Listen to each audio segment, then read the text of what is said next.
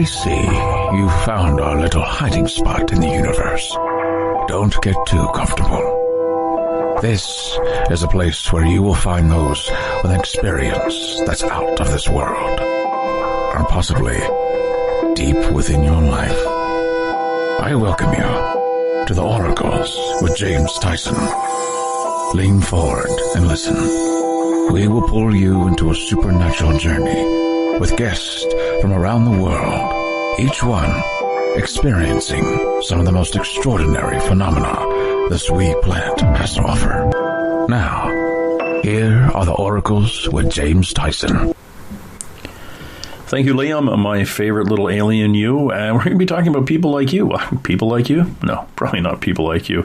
Well, and thank you, listener, for tuning into this episode of the Oracles with James Tyson. It's me, James, and today I'm joined by my friend Philip Mantel, who is a British author, co-author, publicist, lecturer, broadcaster, and researcher of unidentified flying objects, whose interest really started back in 1979 when he joined the British UFO Research Association as well as the Yorkshire UFO Society, at which point he really didn't look back. He dug into the investigative side of things and just kept going. He is somebody who has been around ufology in the UK, as I said, since 1979, and has built himself a bit of an expertise in UK ufology.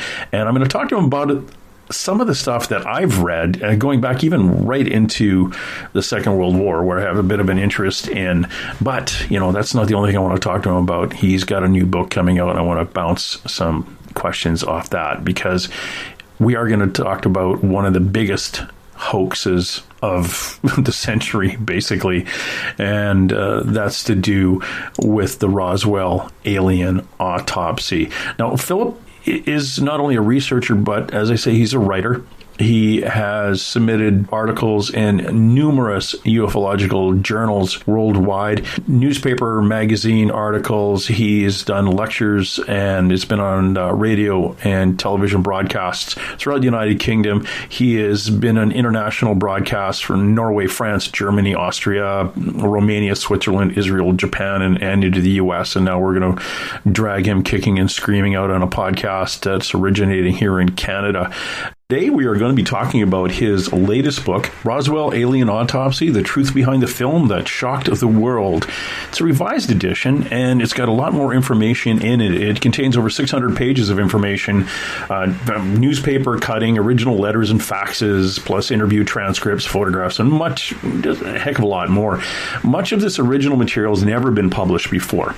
The Roswell Alien Autopsy is the definitive book on the so-called alien autopsy film that you've probably seen online or back in the day. I think Fox News had it all over the place. It's one of the most controversial pieces of film in the entire history of UFO research, and it was released publicly back in 1995 on TV and videos and newspapers, and probably all over the cover of things like The Globe and all those other tabloids that are out there. It's been seen around the world. The Roswell Alien Autopsy is the first and only book, to my knowledge, and to the author's knowledge, to deal with this film in its entirety. Actually, to begin with the details, who has seen what and what was made clear. We're going to talk about a guy named Ray Santilli, who's the owner of the film, and talk to him about stuff that's never been released into the public domain. Several other researchers from the UK and Europe, including Philip Mantel, have seen another autopsy film in the possession of Santini that is yet to be released. Their opening statements leave the reader in this book no doubt that there is more film available if only Santini would release it. Now, for the first time, the complete story of the film's release is detailed in this book by Philip, along with a selected commentary from national news media that covered it during its international release back in 95. We're going to talk about Spiros Malaras, who created the alien in the film. Ray Santini, we talk about Keith Bateman, all the other people that were involved in this. And it's in this revised edition of the book, it also looks into the highly controversial, back in the day, back in the day being last year, was an email that came forward that was between, or is believed to have been between Robert Bigelow, the billionaire who owned Skinwalker Ranch down in Utah, and it was started his own little space program, and Dr. Christopher Green, and we talk a little bit about that. That's really kind of where we're leading to. But in the first part, we're going to talk about a bunch of UFO sightings, and we're going to delve, because of Philip's experience as an investigator and many, many years in ufology in the UK. We're going to talk about a number of the UK incidents going back into the Second World War, maybe a little bit before that, and talking about some abductions in the UK and sightings, and kind of catching up on that country or that area's ufological experiences, which is kind of fun. We're actually going to talk a little bit about Calvin Parker, who was abducted back in 1973 with Charles Hickson. We bounce around a bit, but we are going to come back, and we were going to go in depth into, of course, the book that I want to talk about. It is the newest one, and you can find it on Amazon. Again, just go to, just look up Philip Mantel. Actually, probably Google Philip Mantel and the word Amazon, and it'll bring up all the books. But Roswell Alien Autopsy, The Truth Behind the Film That Shocked the World, the revised edition, is the one we're going to be talking about today. Philip, how are you today? Hi, James. I'm very well, thank you. It's a lovely sunny day here in West Yorkshire, so I'm hunky-dory. You're a small Ukrainian boat? A hunky-dory, get it? Anyway, it's okay here in the Pacific Northwest, the lower left Canadian coast. It's a little bit, the sun is trying to peek out. It's been drizzly here. We live in a rainforest, so that's kind of what happens here in the Commonwealth over here in the colonies here. It is cool. It's actually been warm for March, but not too bad. So it's nice to hear that somebody's sitting in some sunshine somewhere. It's good. Now, Philip, you've been bouncing around doing this ufology investigation and collecting things together for quite a while. You have your own publishing company, Flying Disc Press, and my listener wants to go to flyingdiscpress.com. That's Flying Disc with a K, press.com, and you'll see a number of the books that Philip has published. A lot of the authors you recognize from being on this show, including my Brazilian friend Tiago Cichetti, who I interviewed just in the episode before this one. You've been doing this quite a while, and what exactly spurred your interest into the paranormal, the supernatural, and ufology itself? I noticed that even back in 1992, you were awarded honorary member of the Research Institute into Anomalous Phenomena. It's a science-based UFO study group based in Ukraine. Like, how you've been doing this a long time. Back in the 80s, you were poking around looking at UFOs. What got you off onto that tangent? Yeah, I have been involved a long time, James. Thanks for reminding me. It makes me sound a bit ancient, but no.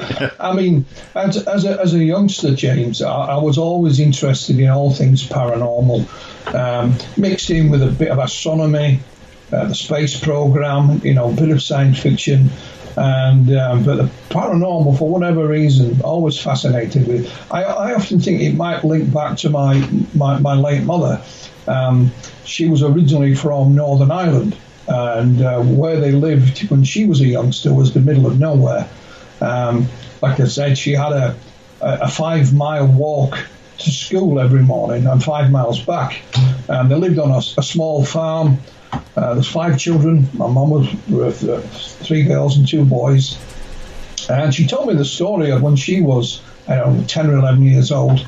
She used to play down by the stream on the farm a lot.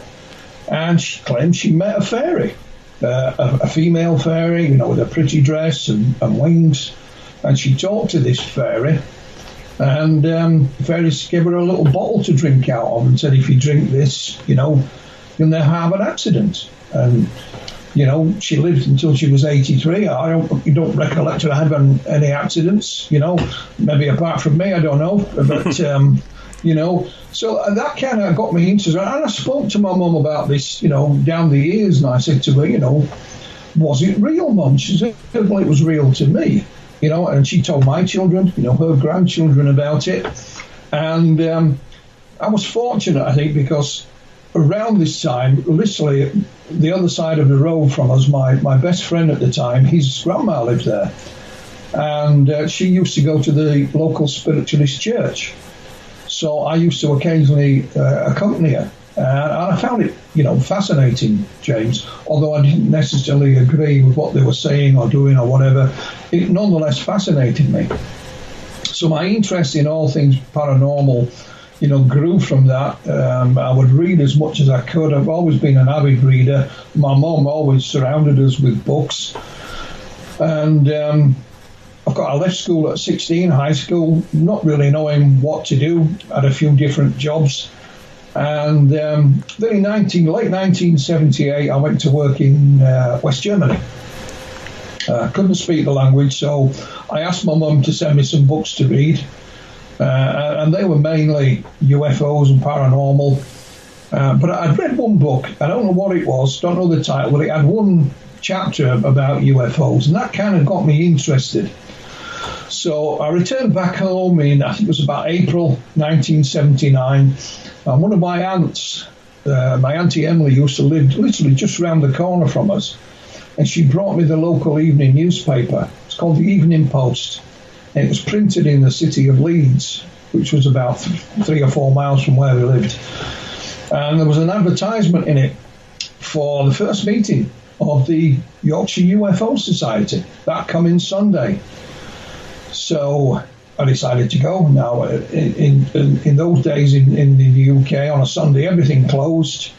You know, there was very few buses running, public transport, but I managed to get the bus into Leeds and find this place. There was about 20 or 30 people at this meeting. It had been set up by brothers, Graham and Mark Birdsall.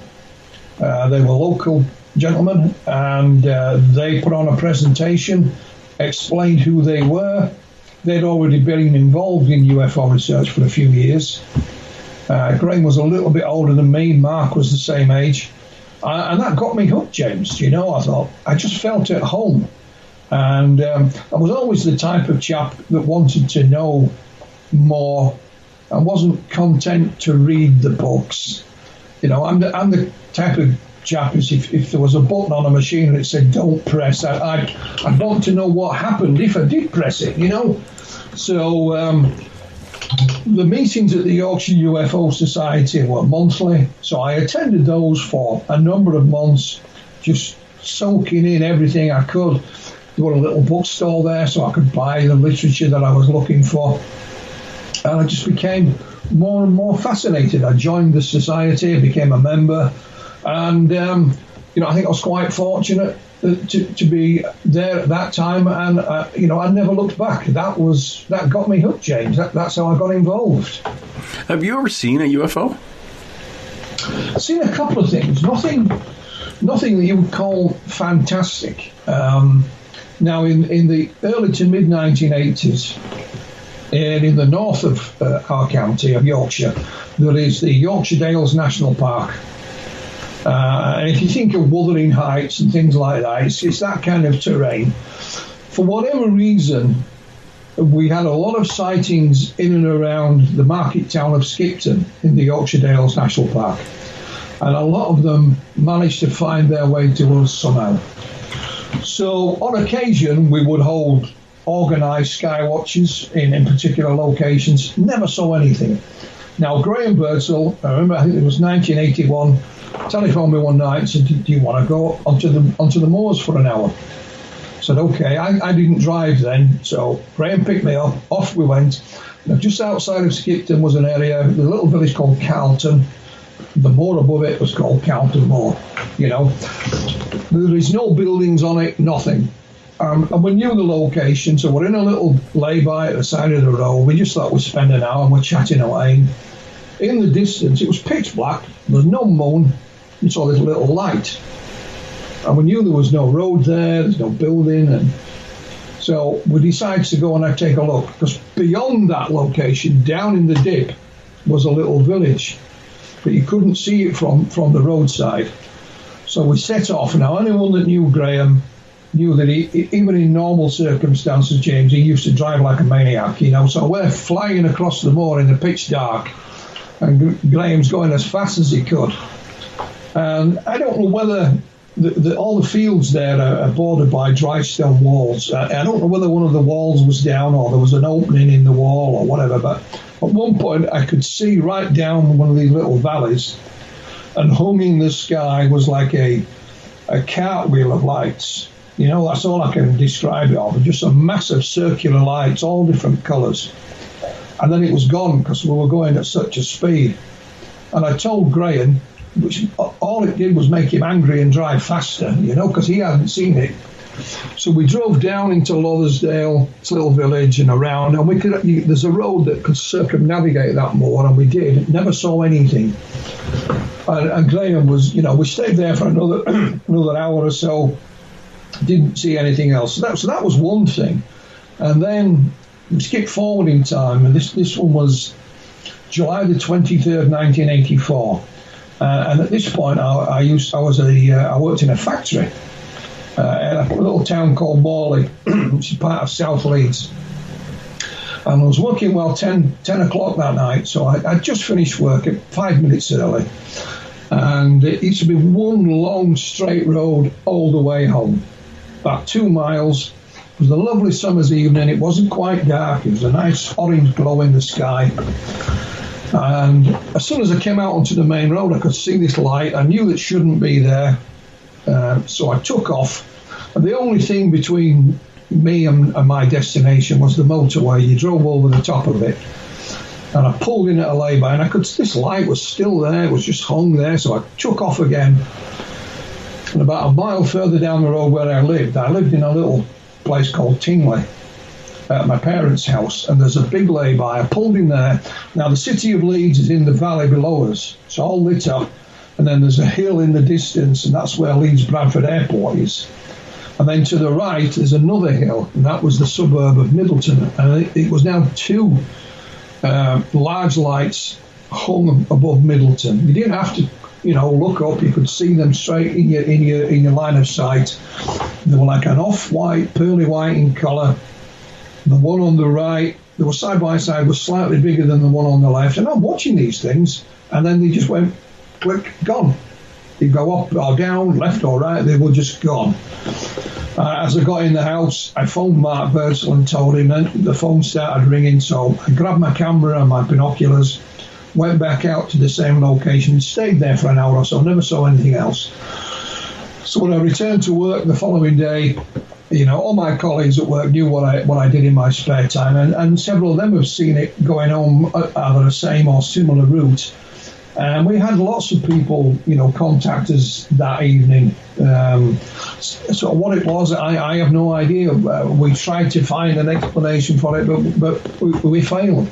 So those are the only 2 things that I personally have witnessed that I couldn't find an explanation for. Make of them what you will, James. Oh yeah, and that's what I do. I kind of look at when I get information from somebody, I just kind of look at them and go, yeah, I take the information in. And as somebody who investigates things themselves, you do the same thing. You take the information in, process it, and say, okay, that's what the person says. And unless I can come up with a counter argument or not even an argument, but a counter that I could ask a question about, it is what it is. Now, you say you live you're in kind of Yorkshire area. Is it West Yorkshire? I'm in West Yorkshire. I live in just outside of the town of Pontefract. You know where West Yorkshire. Todmorden is?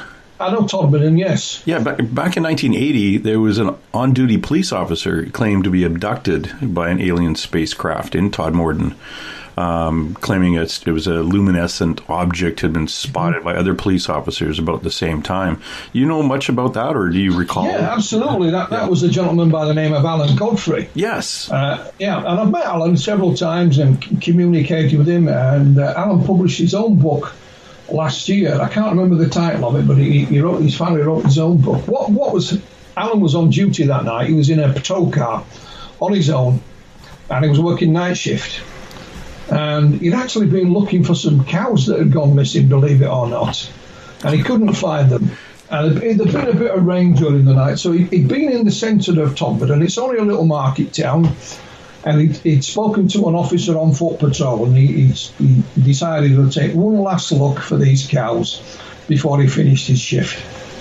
So he's going up, the main road through Todmorden, and there's a large mill up ahead, and he first thought, he saw this light and he thought, oh, it's a bus. And as he got closer, he realised it wasn't a bus. It was an object that was literally blocking the road in front of him. Bearing in mind, he's still in his patrol car. And it had like a bank of panels across the top. And the bottom half was dark, and that was spinning. The bottom part was spinning. And it literally blocked the road. He couldn't get past this. So he decided to get on the radio to the police station in Todmorden. He couldn't get through, which Alan had said that wasn't unusual because Todmorden is surrounded by hills and what have you. So sometimes the reception was pretty poor. So he decided to take out his police notebook and draw this thing, which he did. The next thing he remembers, he's several hundred yards further down the road, now driving the patrol car. No recollection of starting it up and driving off.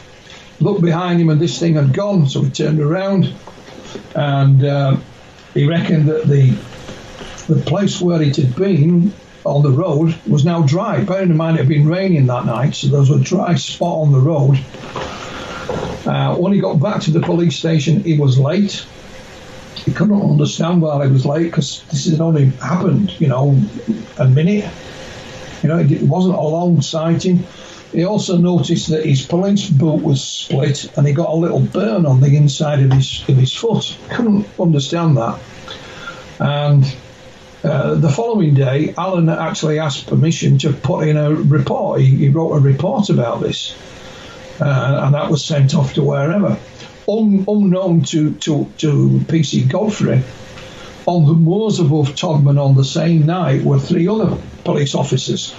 The reason they were out on the moors, they were looking for stolen motorcycles. Apparently it's a place where they go and joyride around on the motorbike and then dump it on the moor. And they actually saw an object, believe it or not, a blue light in the sky heading towards Todmorden. Alan was totally unaware of this, although he knew the officers, he didn't know at the time that what they'd seen. Some months later, Alan was still plagued by this point missing time. And cutting a long story short, James, he went under regressive hypnosis, which was filmed on video at the time, and he reported a close encounter. He claims he saw these small creatures, these ugly things. He's put on a table, and when you first see the video, for example, Alan sees this thing on the road, and he throws his hands across his eyes in anguish, and he talks about this big bright light. Now, I know you said you were a police officer, but Alan was the type of police officer that you simply wouldn't have wanted to encounter if you were doing anything wrong. How can I put it that way? He was no nonsense, and he still is. He's that type of fella. I've talked to Alan about his encounter, and he still stands by it. And he said, Philip, if I had had a stone or a brick, I could have thrown it at that thing. I was that close, and it would have gone clunk. As for the hypnosis, he just says, make of it what you will. But that thing was there in the road. He's no doubt about it. And So that's Alan Godfrey's tale. What is interesting about the Alan Godfrey story, I'm not sure many of your listeners will actually know this, but they may be familiar with the movie that came out in the early 1990s called Fire in the Sky. Oh, yeah. Yes, I am. This is based on the Travis Walton encounter. Yeah, I know Travis. I've talked to him numerous times. The producers of that movie actually came and talked to Alan Godfrey. And Alan Godfrey's story was in the running along with Travis Walton's encounter to be made into a movie. It was a toss-up between the two. And they actually made a little pilot about Alan's encounter. It wasn't shown anywhere. It was just for their own amusement, if you like. Unfortunately, they didn't go with Alan's encounter. They went with Travis Walton instead. So, there you go. Yeah, it's fascinating. Travis Walton and the original, like the Fire in the Sky movie, there's a lot of artistic license, let's say, taken in that one. And he admits, he rolls his eyes when he talks about that. But there's a new Fire in the Sky. There's a newer production, I believe, coming out. Yeah. I mean, I've met Travis myself, and he explained why they changed certain things. Yeah. But I just thought I'd let you know that particular encounter, Alan Godfrey's, was in the melting pot to be made into a movie. That's fascinating. I recall there was another abduction in the UK, but this was, I would say decades earlier. It's back in the Second World War. There was a fellow, he was a guard at one of the radar towers, radar installations, about Albert Lancaster. Yeah, absolutely. Yeah. Do you know a little bit about that story too? I know of it, but I can't recall the details. But there was a gentleman I spoke to.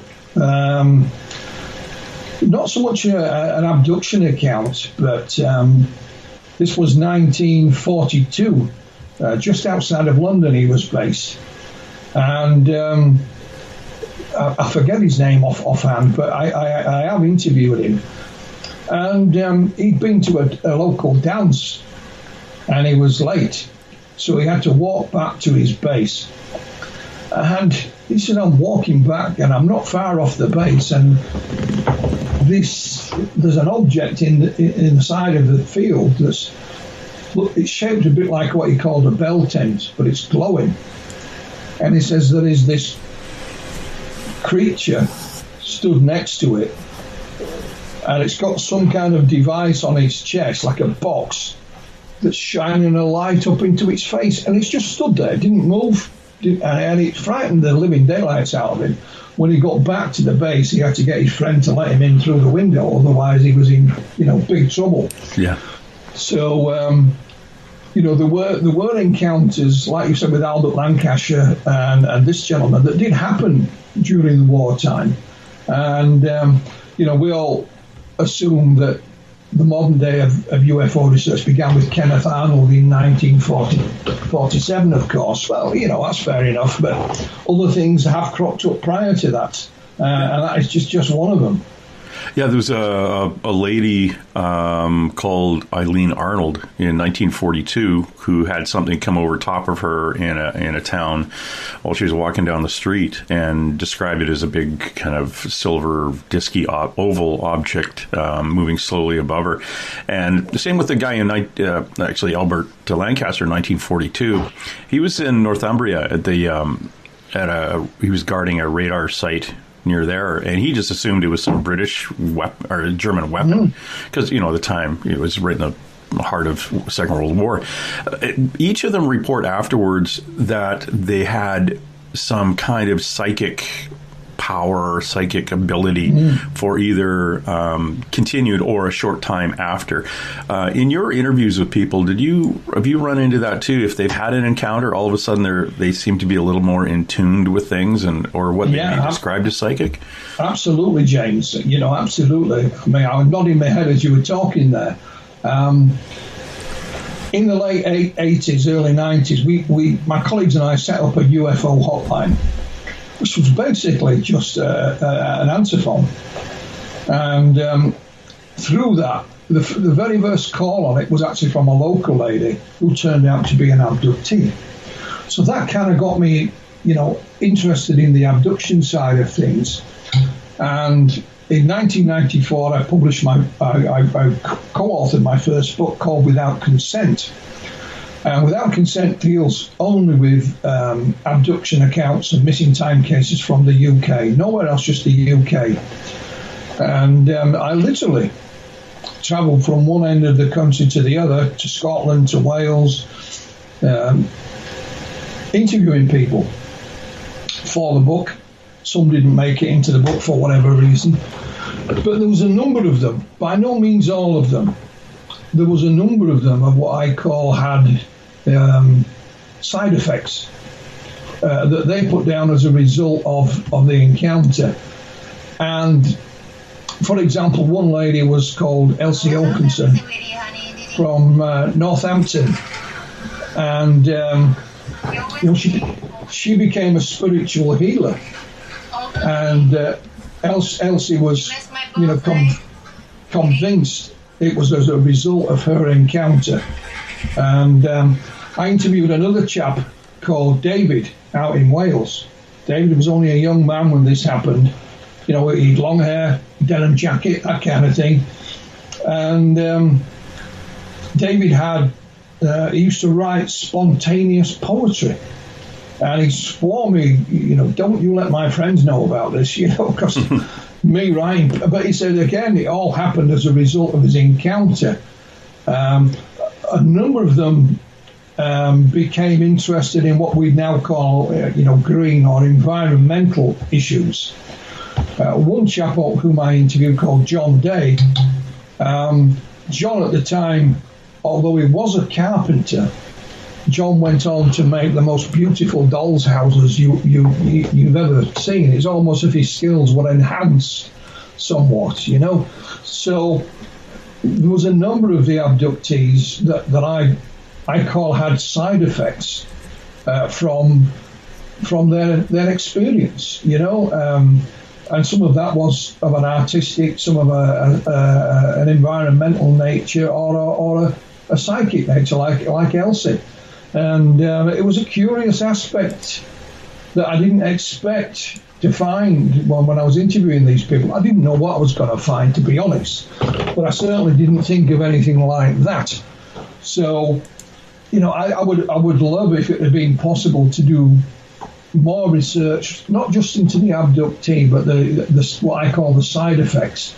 And I think that's a particular part of the abduction phenomena that hasn't really been looked at in any detail, James. So the answer to your question is yes, I have come across that and several times, yes. Yeah, I find it fascinating, and you're right. People on the first glance will say, "Okay, what did the UFO look like? What did you see? Not what did you feel?"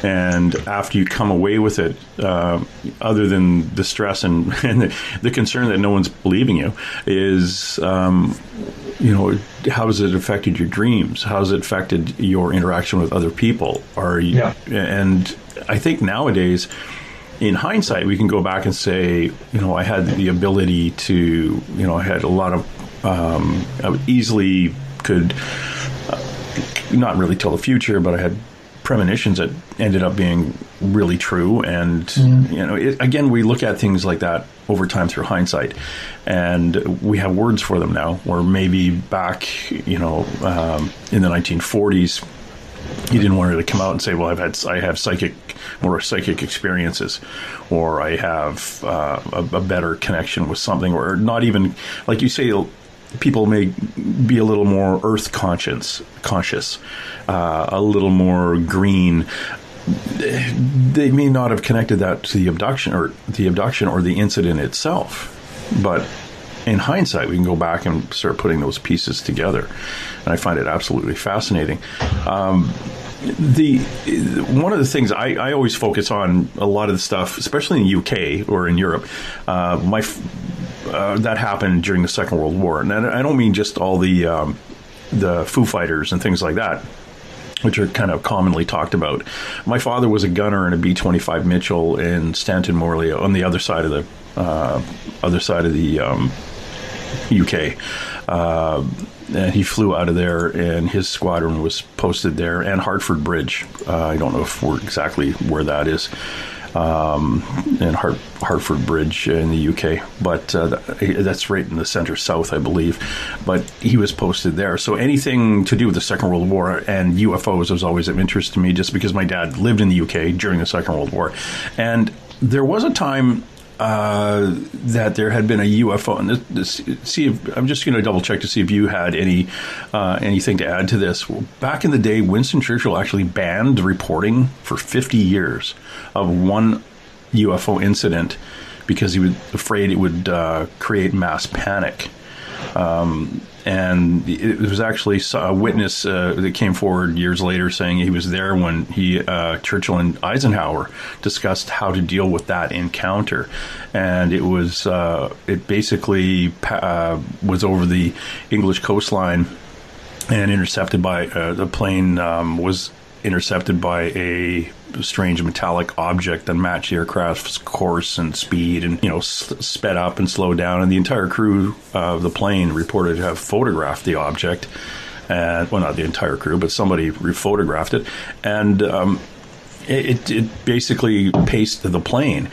Do you have any information about that incident, or the actual Churchill coming out and saying, "Look, we're not going to talk about this"?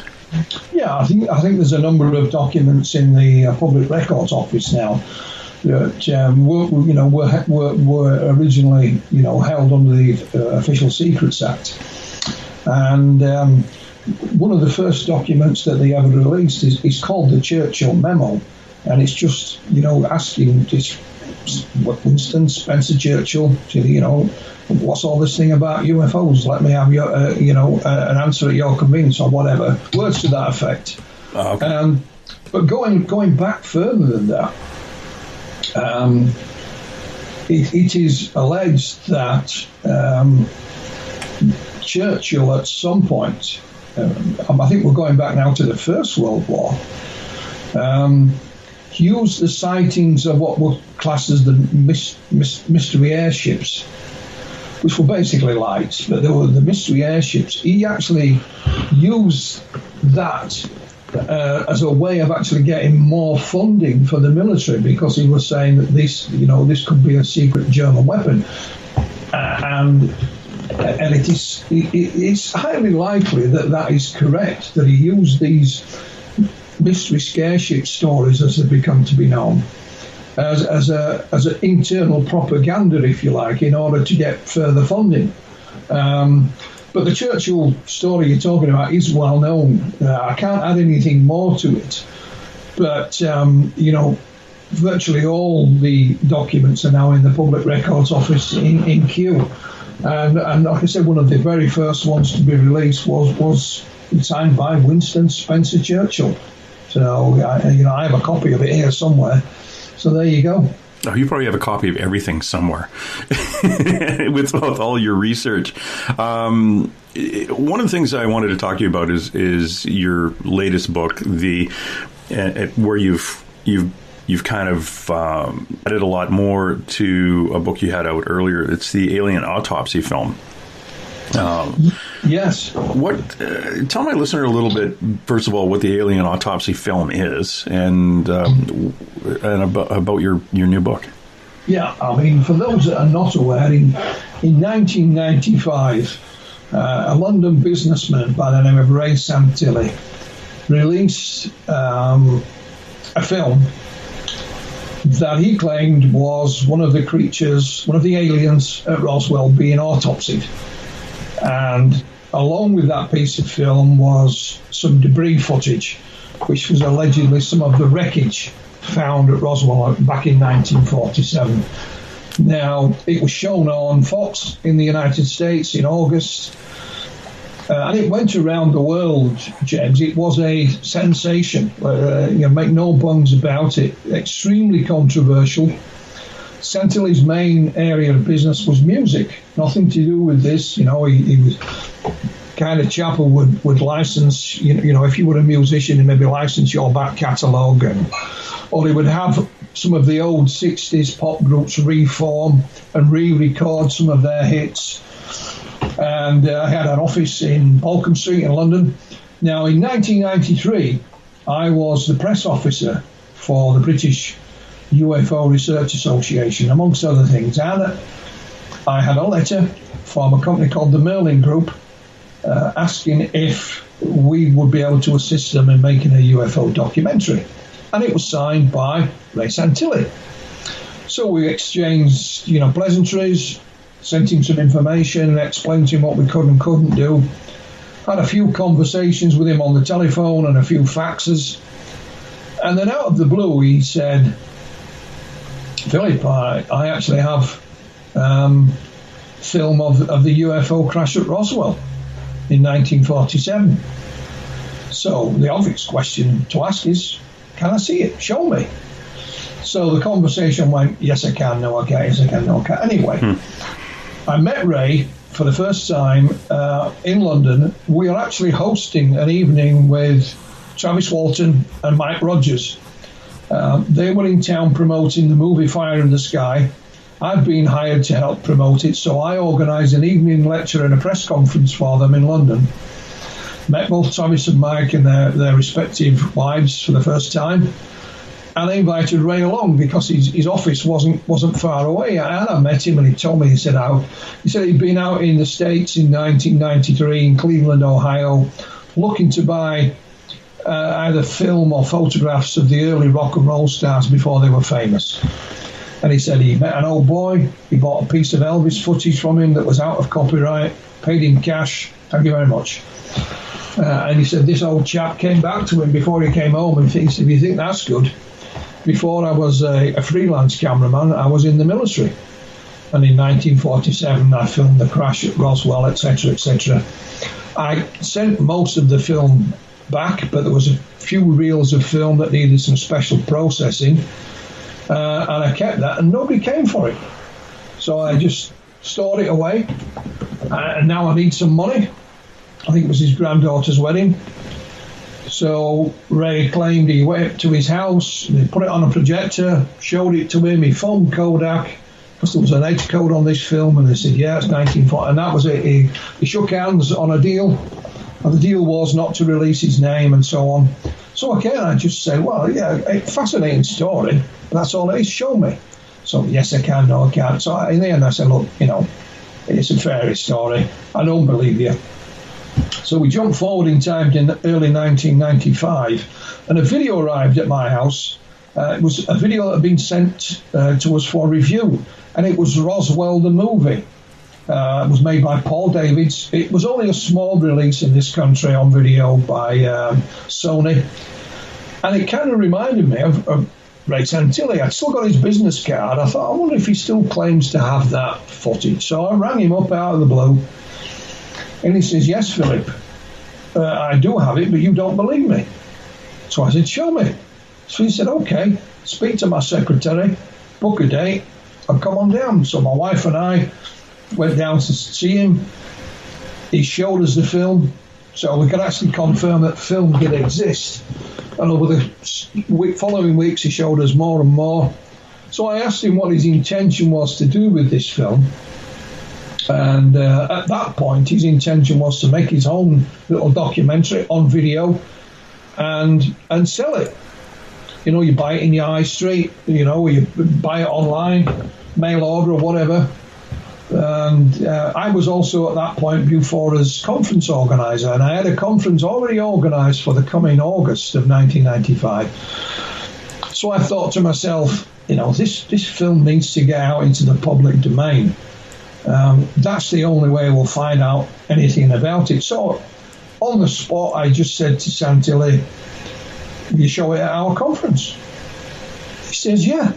So we shook hands, and that was it. There was no money involved, no contract. The story eventually leaked out by mistake, by accident, and it went around the world. And like I said then, the television became involved, and they sold the film to a variety of broadcasters. Before any of those saw it on TV, he actually turned up at our conference in late August 1995 and showed the film. It was highly controversial, but we had people arrive from around the world to watch it, and out it went. So what I decided to do, I got to know Ray fairly well and the type of character he was. And if you confronted him, he just wouldn't talk to you anymore. He'd just cut you off. He made it quite clear this was his film and he was going to do what he wanted with it, which is, in my eyes, was fair enough. I'd achieved my goal of getting it out into the public. I mean, it was on Fox. It was so popular on Fox, they ran 2 other shows about it. So I decided in public and in private with Ray, I would support him. I would say, you tell him, Ray, you do this, you do that. But behind the scenes, I tried to figure out what was going on. It took me a long time, James, and I mean an awful long time. I mean, I expected when it went out on television that people would come forward and say, yeah, it's me, I'm one of the actors. Or, no, my grandfather told me about this film, it's the same, None of that happened. It just went dead. People were arguing about it, yeah. But so slowly but surely, I just kept on at it. Cutting a long story short, I eventually got to the bottom of it. It did turn out to be a fake.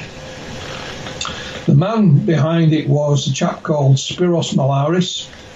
Spiros, by profession, was a filmmaker. He's also a magician.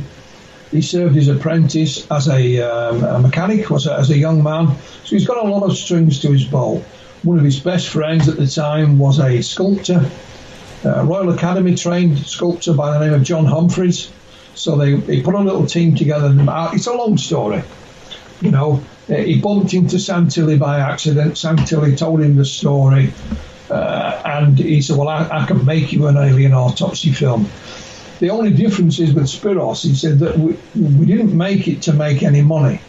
The idea was to make it, release it, and then at 6 or 9 months down the line, have an unveiling, a ta-da moment, and own up to it and tell everybody how they made it, how they fooled people, in the hope that his little film business would get some more business and that the sculptor would get some more business. But he said Santilli kept telling him, different stories about not making any money, so he just let it go. And so a few years back, I published a book called Roswell Alien Autopsy. But this year, with it being the 25th anniversary, I decided to update it because, a lot of the early research, James, was done in the old-fashioned way, in paper format. And I literally have a filing cabinet here with all my research in it. So I made the book into a large 8x10 format and added some new material, but put a lot of these documents in, correspondence between me and Santilli and full transcripts of interviews with people and photographs of them. So it's more now of a research document than it's ever been. And not only do I refer to the documents, you can see them in yourself. They're there. And so I let that go at the beginning of this year to coincide with the 25th anniversary. And I was frustrated. We're all frustrated in this lockdown. I've actually made a documentary series with a company in London based on my book. And at the moment, it's 4 parts. We were just in the process of putting the 5th part together, and I was going to go back down to London to film it when we ended up in lockdown. So when we'll ever get part 5 finished and it will be released, I couldn't honestly tell you. But the whole series is actually based, on my research and my book. And I've seen the 4 parts. I'm very pleased with it. I would have just, if we could have got part 5 done and finished, then they could have released it online. But so that kind of brings it all up to date, James. It was a highly controversial story. It became personal for me because in the early days, I'll give you an example. My wife and I were having an extension built on our house. So people were saying, well, where's Philip Mantel getting the money for that? It must come from Santilli. He hasn't got that kind of money. Well, they were right, I didn't, but my wife did. She'd had her own property prior to us meeting, and she sold it, and we used some of the money to build an extension. I was accused of being Santilli's accomplice and all kinds of crazy things, none of which was remotely true. And Santilli had supposedly paid me a packet of money, which wasn't true. He paid me a small fee because I did work on he did make a documentary, and I worked on that for him. I even wrote it. And it's narrated by a famous UK actor called Brian Blessed. And so I got paid a fee for doing that, which I would have done for any video company, So I was determined, it became personal, I was determined to get to the bottom of it. I just didn't think it would take as long as it did. But everything's in the book, from the beginning of how it all began, who saw what, because what a lot of people are not aware of, James, they may have seen the Alien Autopsy film either on television or online, YouTube, wherever, but there are in fact two separate autopsy films.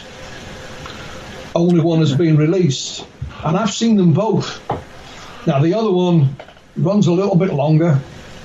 They do a similar medical procedure, although it is different. The creature on the slab is the same, apart from it has no injuries, no burnt leg with a hole in it. And like I said, they do a different medical procedure. It doesn't go out of focus as much because the camera doesn't go so close. And, of course, Santilli claims that the film is a restoration. Well, if it's a restoration, why do you need two different films? Yeah. Doesn't make any sense. Now, I'm not the only one to see both films. So at the beginning of the book is like a who saw what. A number of colleagues also saw the other film, so I get them to go on the record. And I've put this point to Santilli, if it was a restoration, why do you have two different ones? I mean, if I was hired to restore the Mona Lisa, for example, I wouldn't make an extra one and just, by the way, make it a little bit different. Perhaps I'd give it a big cheesy smile instead of that little one, and maybe do blonde hair instead of dark hair. You just, there is no sense to it whatsoever. So for the series that we've just made, Ray is interviewed, and he's now trying to shy away from the fact that there are two autopsy films, because if there are two different ones, it cannot be a restoration. It doesn't make any sense whatsoever. So, I keep forgetting to mention that myself, but there are two separate autopsy films. Now, of course, what Spiros will tell you, the reason why there is two is the one that's not being released is that they realised when they'd done it that they made a mistake with the medical procedure. And had that been released, it would instantly have been known it was a fake, because of whatever they did medically was totally wrong. So they still had the mould. They put another lot of whatever it is, they made this thing out of him.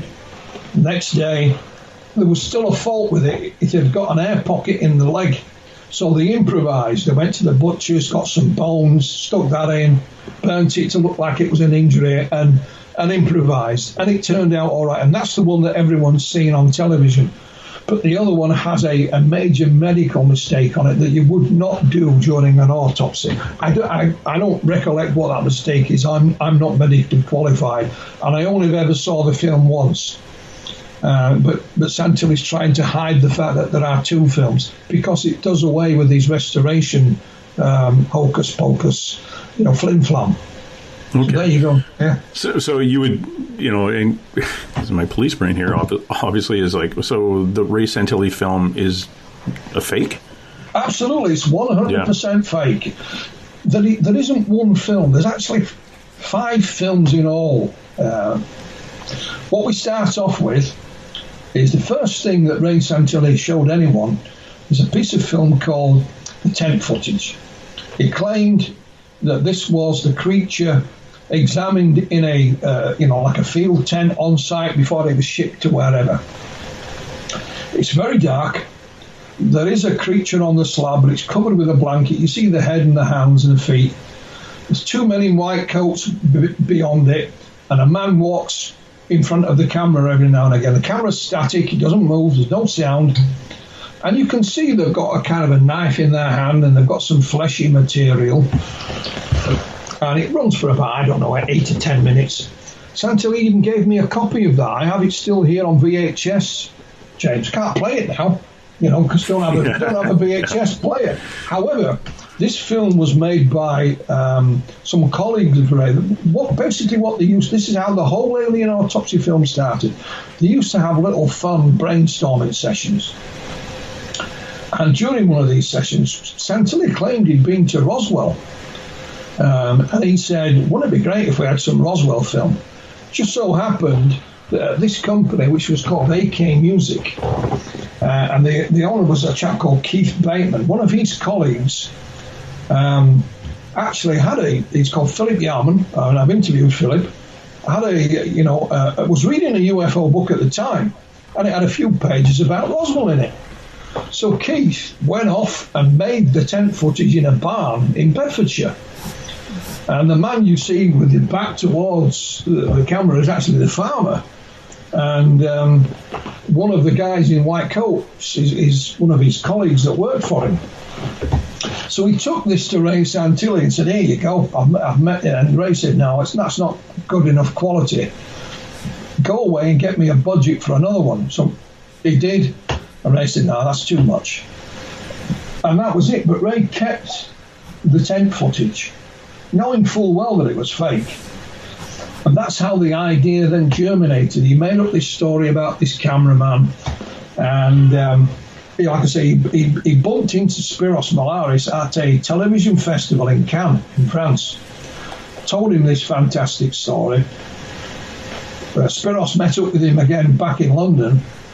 And he showed him the tent footage. Ray claimed that this was authentic and he paid a lot of money for it. And Spiros says, well, that's never seen film. That's been shot on video. You've been had.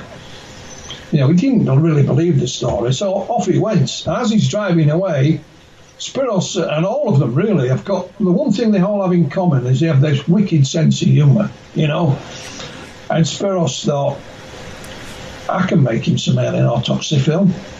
My best friend's, an academy-trained sculptor. We can do it. So I went back to Ray with the proposition, and he said, yeah. And that's how it all began, And it was actually filmed in Spiros' sister's apartment in London because she was having it renovated. So they made and built the set in the apartment. It didn't matter how much mess they made because it was being renovated anyway. And Spiros' girlfriend at the time assisted, as did his brother. And one of the little funny things about this, they'd actually filmed the autopsy, okay? So the creature's on the slab, it's all been cut open, there's giblets and brains everywhere, and they left it. And off they went. And when they come back to the apartment the next morning, it had actually been burgled. The door was open. And they're thinking, we've been had, somebody. But he said, can you imagine the face of the burglar when he opened the door and looked into the room, and there's this thing, on the slab, chopped open, And, I've been to Spiros' house, and he's shown me all his material, all his research material. So it's not just a story he can offer. He can support his story with documented evidence, James. He has his diaries from the time. He had faxes from Kodak telling him what the edge codes were and things like that. He had a huge portfolio of US military trucks. So what do you want that for? He said, well, we were going to take it one step further, because in the early days, someone said to Ray Santilli, what convinced you the film was real? And he said, you can see President Truman on it so clearly that you can read his lips. Now, Truman's not seen anywhere, but Spiros said we were going to film a little clip of President Truman. I was going to get somebody with the prosthetics to do his face. And in the background, he said I was going to have a little crash saucer scene. And he'd even got a disused go-kart stadium where he was going to build this set. And part of the set would have been the back end of a US military truck, but he would have built it out of balsa wood, but it would have looked real. And he said, I was actually going to use one of the number plates off one of the real trucks. That's why he got this stack of pictures. He was looking for a number plate. And he said, I was going to use this particular number plate. Therefore, if you went back and searched the archives, if they kept such things, for this military number plate, it would be found to be authentic. Hence the pile of photographs of US military trucks. But he said, in the end, we ran out of money. We didn't have enough money or time as well to make the Truman film, as he said. So you have 5 films. You have, excuse me, you have the so-called tent footage made by Keith Bateman. Keith's on the record. I've interviewed him. The original film was actually in colour. They turned it to black and white, and there's a colour scene of it in the documentary I've made. But it's then the 2 separate and different alien autopsy films, one of which has only been seen on TV. There's then the debris film, where Ray holds up these big I-beams with lettering on it, panels. The lettering is part Greek. The reason for that is because Spiros Malaris is from Greek heritage. His parents are Cypriots. So he speaks and writes Greek anyway. And then what a lot of people don't know is that Ray Santilli was put under a lot of pressure to provide something from his mysterious cameraman. And part of that was, he said, he set up an interview with him. So what he claimed to have done is sat the cameraman down in front of a camera, give him a list of questions, which I think were put together by the gentleman who produced Alien Autopsy, Fact or Fiction in the States, Bob Kiviat, and the cameraman just answers these questions to the camera. Now, it's filmed on video, and it's quite dark, and he's got glasses on and what have you, but, of course, because it's filmed on video, when you play it, all you do is turn the contrast up, and it just brightens it. It turns out this was an old out-of-work actor that Spiros found in Los Angeles.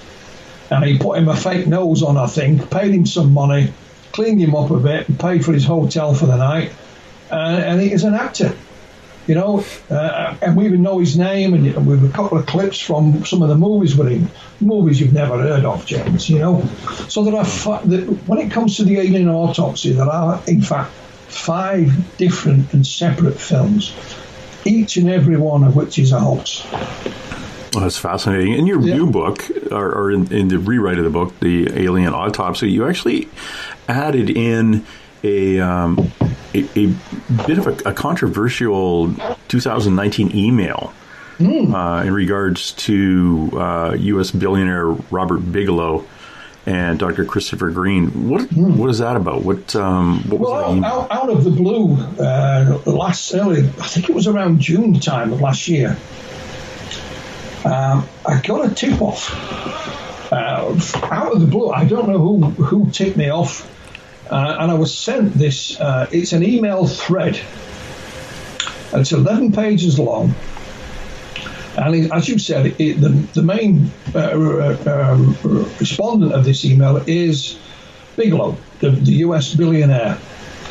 But other people are copied in. And it's basically a chap called Eric Davis and Hal Puthoff, Dr. Hal Puthoff are in there as well, questioning a gentleman by the name of Dr. Christopher Green. He's known as Kit Green. And they all worked for Bigelow's organisation. The date on this goes back to 2001. And Bigelow set up an organisation called the National Institute of Discovery Science.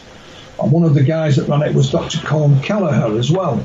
So all these people are copied in, and they're basically clarifying some comments made by Dr. Green. And Dr. Kit Green, for those that are not aware, he used to work for the CIA at one point. And he was on what they called their weird desk. On occasion, if they got anything weird and wonderful, he would deal with it. But he's a medical doctor. still practices, I believe, PhD as well. And in this email thread, Kit Green claimed that back in 1987/88, at the Pentagon, a briefing he went to at the Pentagon, he was shown a film that was exactly the same as the Alien Autopsy film released by Ray Santilli. We then jump forward in time. I was contacted at some point by Colm Kelleher and put him in touch with Ray Santilli, who provided them with a Betacam copy of the film and allegedly some clips, some actual celluloid for examination. And so I'm actually mentioned, in this email thread. Then Kit Green, it specifies why he believes that Ray Santilli's film is real. And he's talking about it as a medical doctor. He also makes a comment about speaking with Santilli's PR team and speaks about them in a quite disparaging way, and that is the essence of this email thread. So he's saying that the Alien Autopsy film is in fact real, and they ask him point blank, and he spells it out in capital letters, real.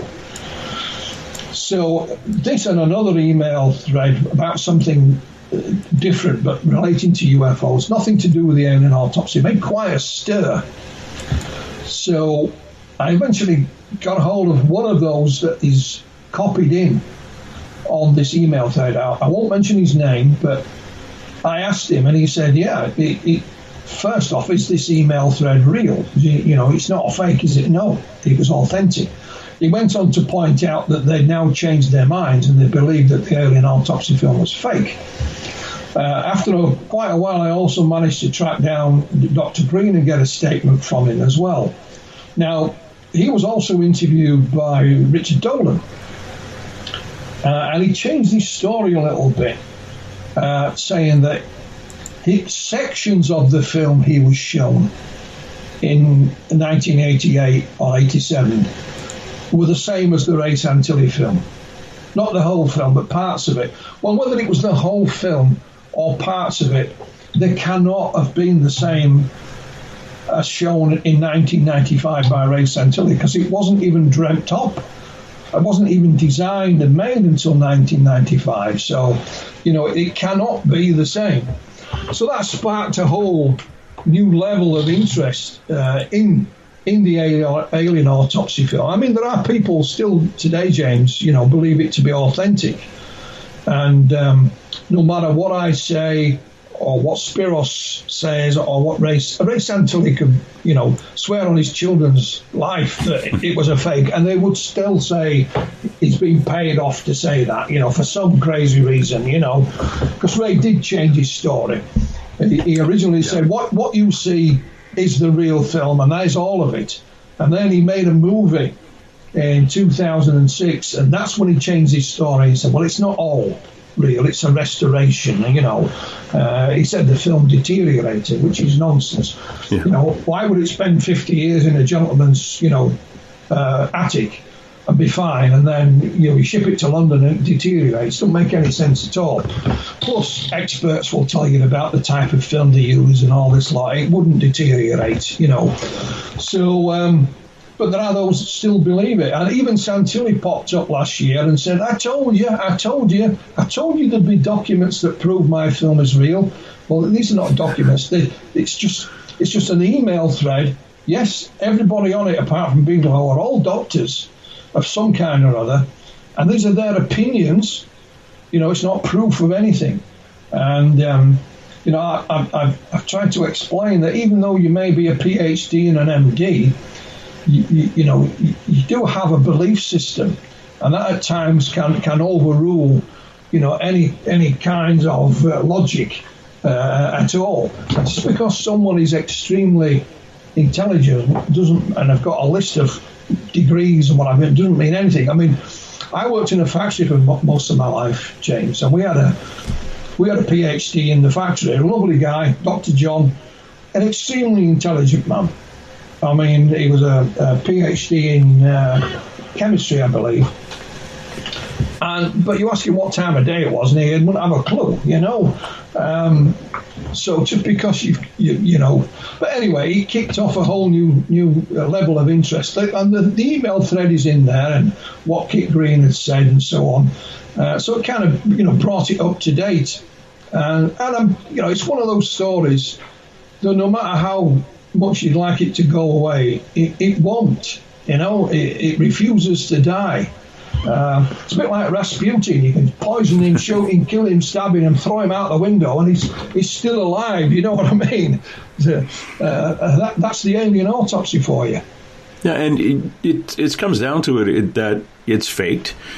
It was fake. These are the reasons why. Mm-hmm. This is the evidence that it is fake, and then if you've got the Bob Bigelow and Dr. Green conversation, all they're doing is kind of asking questions back and forth, and they're not. You can be a doctor and look at something and say, okay, I think that's real. Mm. But if you don't question it and you don't dig further into it like you did, and like some of the other investigators did, and ask the right questions to the right people, you're not going to get anywhere. And again, like you say, your belief system may shroud where your line of questioning is going to go. As an investigator, mm-hmm. you want to take your belief system and put it on the shelf and just stick to the pure version statement and then analyze what the answers are, but not based on a prejudice. And as soon as you involve that prejudice into your interrogation, here's me being my policeman again, the line of questioning, you're going to taint it. Mm. And that's what I see happens with, if Ray comes up saying, oh, look, I've got this, I've got documents. Well, no, a thread of emails isn't, quote unquote, documentation. Yeah, well, see, Santilli's never provided anything. There's the film. I mean, he claimed when he met the cameraman showed him his discharge papers, photographs of him in uniform, and all that kind of stuff. Yeah, well, it was supposed to be an old man then. Here we are 25 years later. Unless he's lived to be the world's oldest man, it would be deceased by now. So there would be no reason why you couldn't release his name, and you could double check his military records and that kind of thing, because Ray made up this story about him. So if such a man did exist and they didn't match Ray, his military record didn't match Ray's story. He said he was at the atomic bomb blast and he did this and he did that, So everybody who was involved in those things is known about and is in the archives, but of course there's nothing coming from Santilli, nothing whatsoever. Whereas when you speak to Spiros and say, well, can you back up what your claims are? Yeah, here I am. Here's my diaries from the time. Meeting with Ray, is the sketches I did. I mean, Spiros himself is quite a good artist. James, and he's involved in various art projects as one of his sidelines or his interests. And he actually did a storyboard. He painted a storyboard. And these weren't little drawings. These were all quite large. He's got about 20 of them. Because what he did, he made the storyboard to sort of based on Ray's fictional account of the cameraman and the film. And I've got pictures of them. We have a picture of John Humphreys, the sculptor, with one of the casts of the dummies in the background. This is a little Polaroid. Other items as well. So not only does he have a story to tell, he can support most of what he's saying, with documentary material, whereas Santilli can't provide anything, nothing. No, I mean, let's assume, that Santilli's story was authentic, James. You could have the most fantastic piece of film in the entire history of cinematography, and if you had that film authenticated, its value would increase exponentially. I mean, it would be priceless. But no, Ray's a businessman. He didn't do any of that. it's like, was it last year that somebody had a painting for, I don't know, 40 or 50 years, and they were convinced it was one of the lost works by Leonardo da Vinci, and of course they finally proved it was, and it went from being worth nothing to being, tens of millions, maybe even hundreds of millions, So it doesn't make any sense, as a businessman, he would have known the worth of having the film properly authenticated. He lived in Hertfordshire, in England. That is where Kodak UK are based. I spoke with Kodak personally. They were more than willing to analyse it. They would not comment what the film depicted, but they would be able to analyse it and tell you, its age, etc. Just near where Kodak are, we also have the British Film Institute. Kodak said we can get them involved as well because they are experts in preserving old film, Yeah. All of this was free. They weren't charging any fee for it. Sam Tilly could have literally driven from his house to Kodak and handed it over in person. Did he do any of that? No. He played the flim-flam game instead. So, but all of it is there pretty much in my book. If anybody is remotely interested anymore, it's all there. And it's Roswell Alien Autopsy. You'll find it on Amazon. And that's where you're going to go to check out all your books, actually. If you go to Roswell Alien Autopsy, Philip Mantel, you can find it, then, of course, get on Amazon and just click on the name Philip Mantel as his author, and you'll pop up all his other books. The other place you want to go look at Philip Mantel's work and the other books that he's publishing is flyingdiscpress.com. Flyingdiscpress.com is disc with a K, and you'll get all the other books that are coming out, and, well, not coming out, that have come out, and keep track of some of the work that you are doing. Actually, I have one of your authors coming up in the next little while, and we're going to talk about the Best of Project Blue Book. Kevin Randall's going to be coming on, and again, he's one of the authors that you publish on Flying Disc Press. It's very, very interesting, this whole hoax, the building of it, and when you've got somebody like Spiros Malaris, who, in what you've described, he should be writing novels, like very, very detailed. His attention to detail is fantastic. Well, I think it pretty much has to be in his line of work, because he said originally, his mum and dad were the old-fashioned kind. Get a proper job, get a proper job. So he trained as a mechanic, but at the same time he was a part-time filmmaker and a magician. And again, as a filmmaker, at times you have to be pretty precise. But as a magician, you certainly have to do, because if you're not, the trick you're trying to do won't come off, So eventually the filmmaking and the magical side, the magician side of things took over, and he left, the trade behind. But he does have a trained mechanic. He also, when I first met him, and his partner ran a TV studio, Waterfall Studios in London. So this was a studio for hire. He did a lot of work with the BBC. So he's done a number of things, and he's a businessman. I mean, one of the things, for example, him and his business partner have been doing now is they will hire a theatre, and they'll have a special guest. They'll have an evening with so-and-so. For example, one of the guests they had last year was none other than Sophia Loren. Live. I mean, live on the stage, and you pay to go and listen to her life story and chat with her, and so that's just one of. And he's involved in various art projects. He runs his own charity. It's called Bags of Love, and basically what he does, he takes donations, and this is for the homeless, but not the long-term homeless. This is for people who have recently been made homeless and are on the street because they literally have nothing. So in these Bags of Love, is the basic materials you need to survive for the first couple of weeks. You know, the blanket and this, that, and the other, to get you through until you find maybe a hostel or some part-time accommodation or get back on.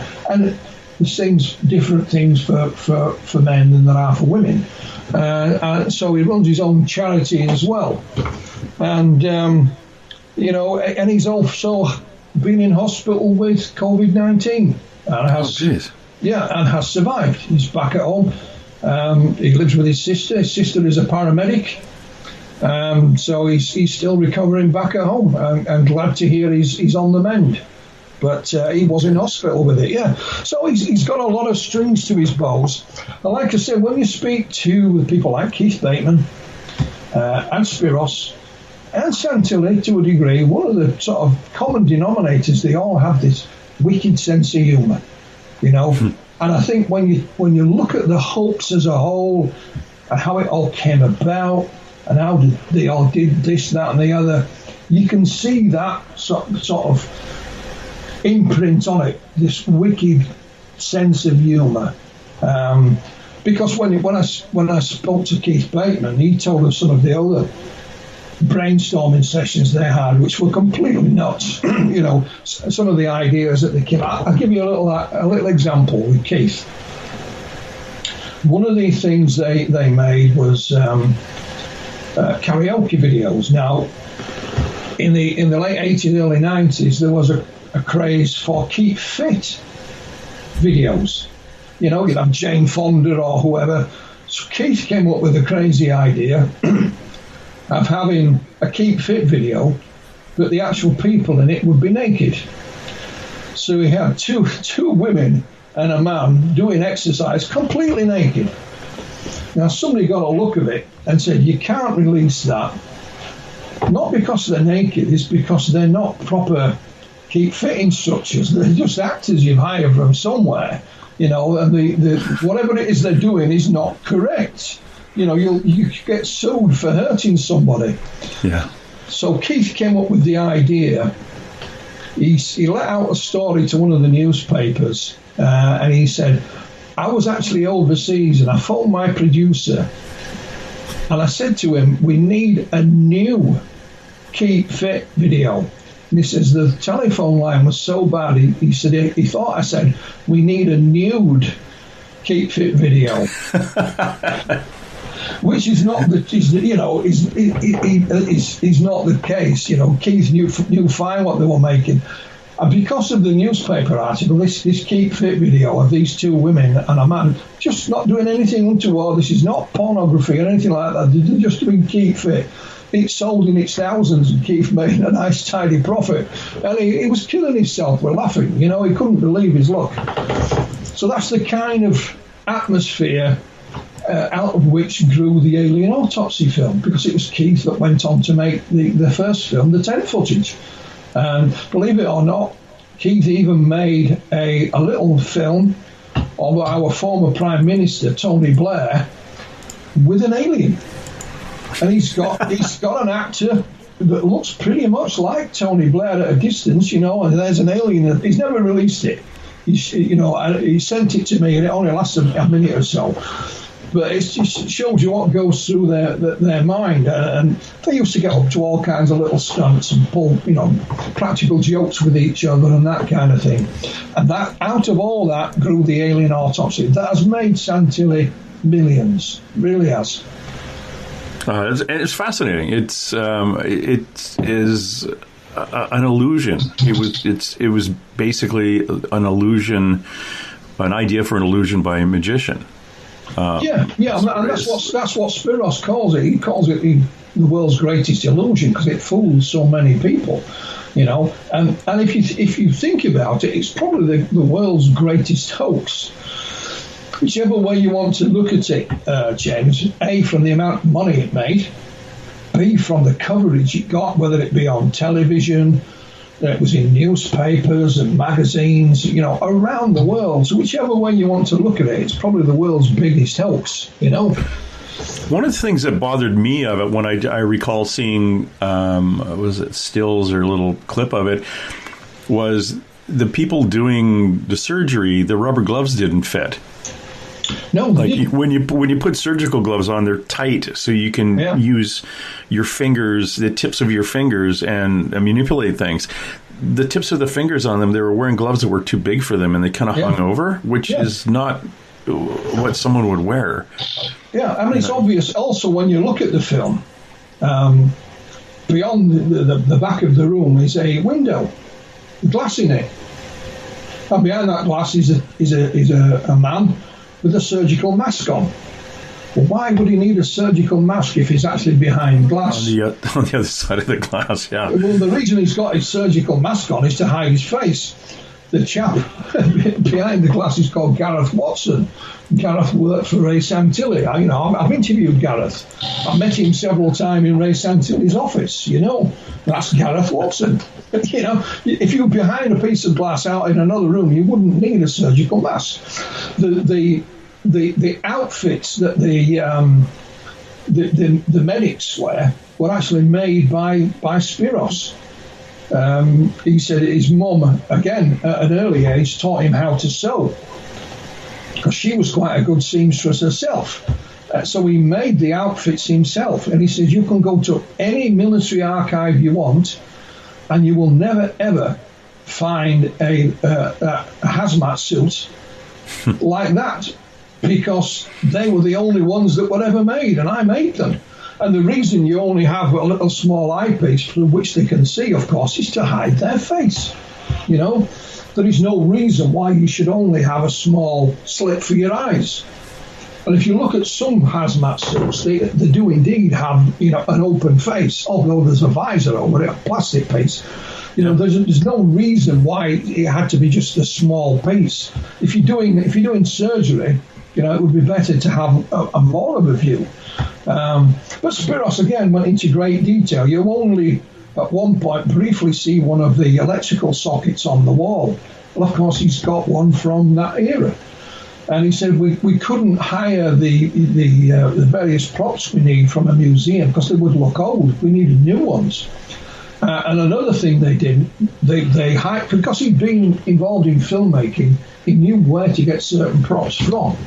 And what they did, they would get the props but have them all delivered to different addresses. So there was no paper trail to any one. You might find the props for, say, like the clock on the wall.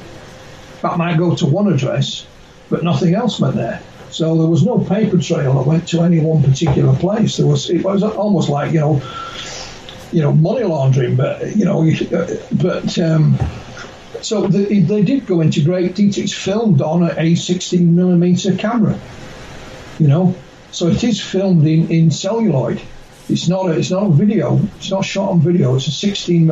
He still has the camera, and they're pretty expensive things even now to buy. But he still has it. So they did go into a lot of detail, yes, and there you go. That's how it all came about. If I'm going to plan a robbery in an armored car, that's the guy I'm going to call. to get this thing all planned out right to the final details, including our getaway vehicles and our costumes and disguises, because that they put a lot of thought into the minute details in that illusion. It's absolutely fantastic. It's just the way his mind works. I've seen him doing his magic tricks, and I've seen him up close. And I even though I know him, I still have no idea how he does it. I know it's a trick, but I can't figure it out. He is a very talented magician. He's in the magic circle, member of the magic circle. But he has this wicked sense of humour, like they all do. Keith Bateman is the same. Keith's a lovely, lovely guy. And I've often said, Ray Santilli was the same. I'll give you a little story about Ray Santilli. Yeah. And it's not to detract or anything like that. But Ray apparently owed another businessman a fairly large sum of money. And this businessman gets on a plane to fly to America, and he's in economy. And off they go. And there's a bit of a party going on up front, which is business class.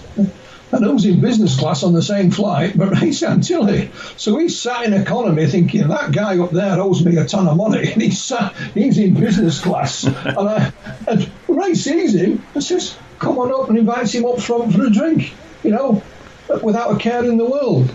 Again, there's that wicked sense of humour, and like I say, when you get to know these people and get to know the background and how they worked, and then you realise how the alien autopsy came out of all that, and it's not a surprise really. So there you go. No, it's fascinating. The actual to have that have gone as far as it did, and to actually think there are still people out there saying, no, it's real. All the people who made it and are now claiming it's fake are only doing that because they've been paid off by the deep state, the government, or whoever, which to me is fascinating in itself. Like we do as a society. With a varying belief system, and as soon as you start believing into cover-ups and all the conspiracy theories, it's almost impossible to pull something back that's out there, and you've got a group of people following it and carrying it on their shoulders as real. Mm. And then when it's proved it's not, the first thing humans do is want to blame somebody else and not question their belief and not look stupid. So it's easier for them to say, no, I am right, it's everyone else is wrong, and because they are being manipulated by the unknown deep state, or it's a conspiracy from whatever. When in actual fact, as a policeman, and probably like in most jobs, we use the KISS principle, which is keep it simple, stupid. It's like it's usually the easiest. It's usually the simple explanation is the right one. Mm-hmm. It's not a huge conspiracy. I used to, some people, I would argue, they say, well, the government does this, and, especially in policing, because I worked for a federal police agency, which basically in Canada, it's like in the United States would be the FBI. Mm-hmm. Well, you guys have all these secrets. And I was interviewed once, and they said, well, what do you do when you get a report of a UFO? What is your policy? And I kind of looked at the guy and says, don't really have a policy. If you come to me and say there's a UFO and you're adamant that I have to take a report, I will take the report. Yep. And it just goes into the system as it would come under the heading of, help general public or something like that. It would almost be impossible to find in a filing system, because we don't have a category for UFO, Bigfoot, ghost, haunting, that kind of thing. It would just be assist general public. Yeah. And that's where the heading would be. And you could give me photographs and details and everything, and I would take it and file it. Yeah, I mean, that's it. The same I found out here, James, when with sightings, wherever. And members of the public said I reported it to my local police station. And I contacted that particular police station, and there was no policy. It just depended on who you spoke to. I remember one incident. There was a couple that lived fairly rural, and they'd done a drawing of what they saw on the report. And the police came out and had a chat with them. Said, "Can we see your drawings?" They said, "Yeah, can you have them?" So I phoned up the police station. I said, "I believe you've got their drawings. Can I have them?" See, I come and collect them. They even had one hanging from the police station roof as a bit of a joke, But there was no official policy. It was down to the whoever was in charge of that particular police station at the time. And as we mentioned before we came on air, I'm writing a new book now. It's all about UFO landings here in the UK. And there's been several cases in this already where, people were perturbed, frightened, call it what you will, and they phoned the police. And the police actually came out and had a look around, Couldn't find anything, of course, but they did respond. And on other occasions, they didn't. So what does that tell you? It tells you there's no policy. It just depends on who you speak to, And when I would tell somebody that, they say, "Oh yeah, you probably do have a policy. You just can't tell me." It's like, it's not a conspiracy. I can't get 5 guys to agree where to go for a tea. Are you kidding? And you think I can control 1,000 people and keep them quiet? And no, honestly, when it comes down to when there is no policy, the term policy is. And I've always wanted. Here's something for the layperson. One person's policy is another person's conspiracy. Well, you take that information, but you don't do anything with it, so it's a conspiracy. No, we take that information because we're supposed to take information when people give it to us. We just have nowhere to put it. Yeah. Or it goes into a file system. Well, that's a conspiracy to keep it secret. No, it's just policy.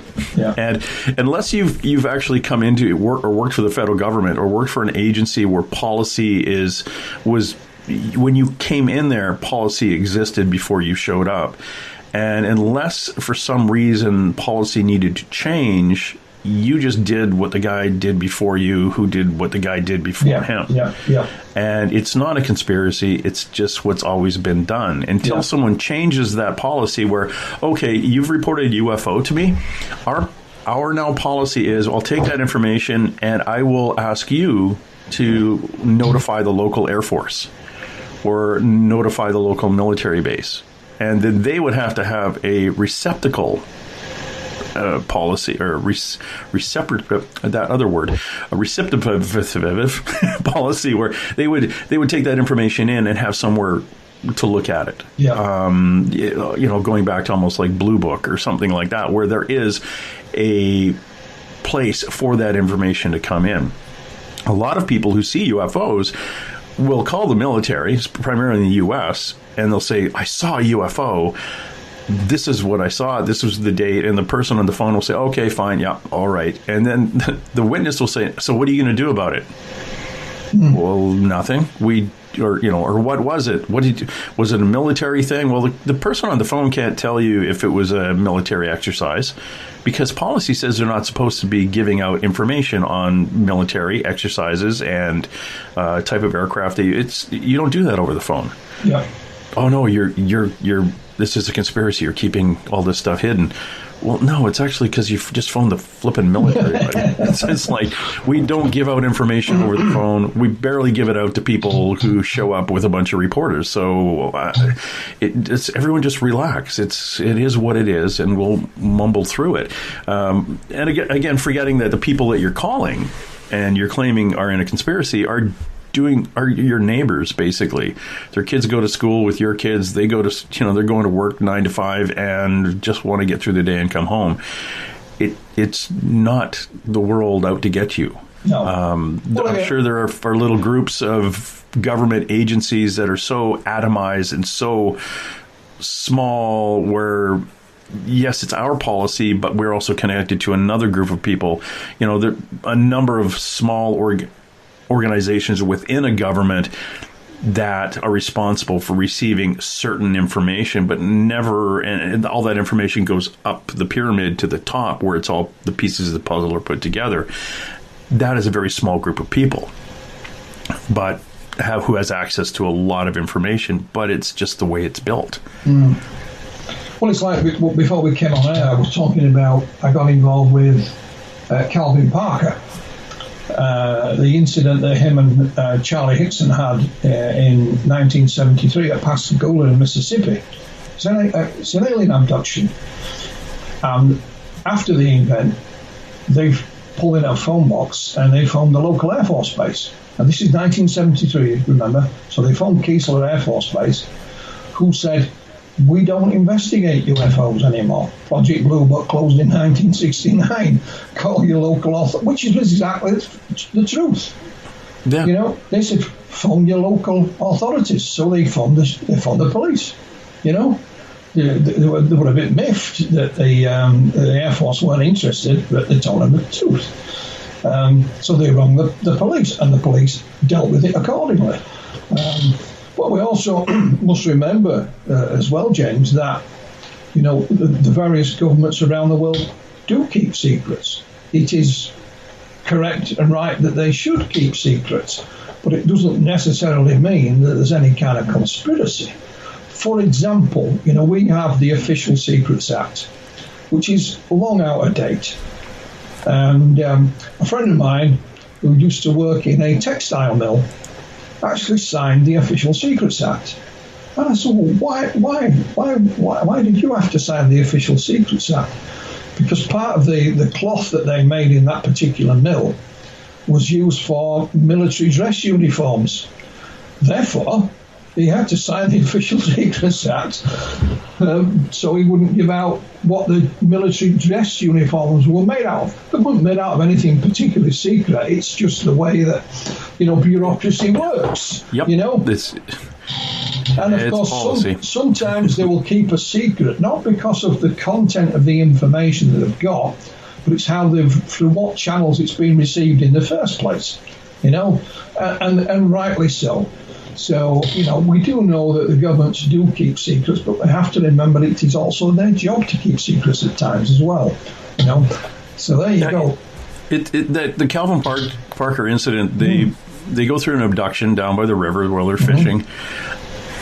They, it's a big deal, obviously, to them. So they call the Air Force, don't get anything from them, and they call the local police. Well, the local police, they start off not investigating the complaint. They think they're drunk. Yeah, absolutely. And that's the complaint. They go, okay, we got a couple of drunk guys. They're driving. We better go out and stop them. They're at the car, whatever this intersection is.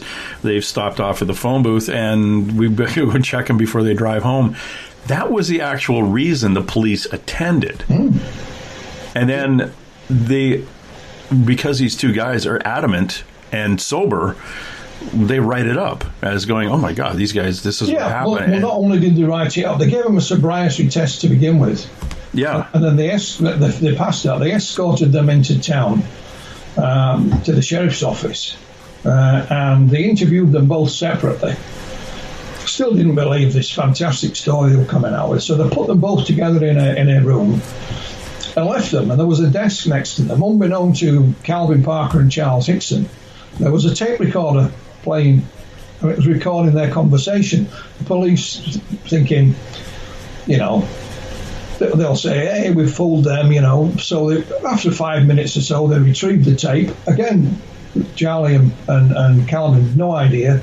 They played the tape back, and of course they didn't do that. They were still worried about what had happened to them. I think, Calvin is almost breaking down. He was only 18 at the time. He's almost praying, I think, at one point. So it's at that point that the authorities have a change of heart and believe them.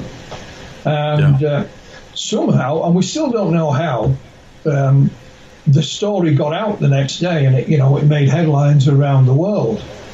And I'll tell you, how I came. I read about the story in the 1980s. It always fascinated me. As I mentioned earlier, I was Bufora's conference organizer. That's how I got Ray Santini to show the film at one of our conferences. Now, we tried to get hold of Charlie Hickson, because we knew that Charlie in the past had done a few speaking engagements and what have you, but we failed to do so.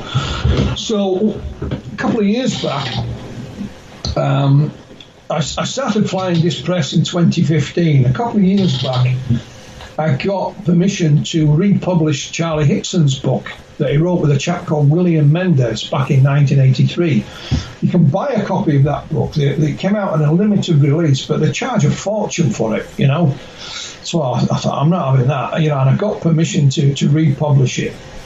And as a sort of an aside issue, I knew Charlie had passed away, but I thought, I'm sure Calvin's around somewhere, but no idea where. And it took me about 3 months to find him, and I finally tracked him down and spoke to him, and he was polite, but didn't say an awful lot. And all I wanted was an interview, and I thought I'll stick that in the back of the reprint of Charlie's book. So we had a couple of telephone conversations, and in the end, Calvin said, well, I thought about doing my own book. And he was still trying to fob me off. I didn't know that. But unbeknown to me, just before this, his wife, Waynette, said, why don't you write your own book? Calvin had been to a funeral, and they wrote there was a book of condolence, and he signed it, and a few people were sort of wink, wink, nudge, nudge. That's Calvin Parker, the alien guy. So Calvin finally decided that we'd write his book and finally tell his story in full for the first time, which he never had done. And we published that in Pascagoula, The Closest Encounter, which became an Amazon bestseller. And Calvin did some local media, one of which was a little sort of mini documentary, lasted about 8 or 9 minutes. Somebody put that on YouTube. And one of the comments on YouTube was from a lady who said, my mum and dad witnessed that same thing that night. They were on the other side of the river. What? Because where this incident happened, James, on the Pascagoula River, it's not an out-of-the-way place. It is literally at the side of the road. There's a huge, great bridge goes across the river on Highway 90, so it's not in the middle of nowhere. We already knew from Charlie's book that they had one witness in that. And so I tracked this lady down on YouTube, and she gave me her parents' phone number. They're Mr. and Mrs. Blair. And what they told us was that they were indeed on the other side of the river that night. Mr. Blair worked in the fishing industry. He was waiting for the boat to come in, and it was late. So he was having a little sleep in his car. Mrs. Blair was outside, and she said, I could see this blue light. Bearing in mind, the first things that Charlie and Calvin saw was a blue light. And she said, it was the other side of the river. She said, it looked like it was lost. It was moving around. It didn't look like it knew where it was going. And her husband saw it as well. And then the boat came in. So they're walking along this little pier. It's dark. And Mrs. Blair says, there was a huge splash in the water next to me. And she says, I looked down, and there is this grey man in the water. And she said he went under the water, and I never saw him come back up. She threw her husband's stuff onto the boat and run. She was terrified. He'd got in the boat by this time. He was a bit grumpy because the boat was so late in coming in. Now, we spoke to Mr. Blair, and initially he said, yeah, I saw the blue light. And then he took ill. And he then went on to tell us, he said, and he'd never even told his wife this. He said, I saw the humanoid, he called it. I saw the humanoid as well, Philip. It came up out of the water. He said it went back across the river. And he said, I saw the UFO take off. And sadly, Mr. Blair is now seriously ill, but we have that statement on video as well. And we were totally amazed. And then another gentleman approached Calvin at a book signing. And then, again, knocking on a little bit. And he just said to Calvin Cassidy, I saw the thing that night. And before Calvin had a chance to say, hang on a minute, he'd gone. But somebody took a few photographs of the book signing, and there's this chap, So we put that on social media.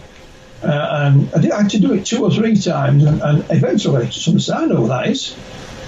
And we got his telephone number, and he was a Mr. Lewis Lee. And he said, I used to work in the shipyards, and I had a little extra job on an evening, and I was a crane operator. And again, he was on the other side of the river because there's a big shipyard there.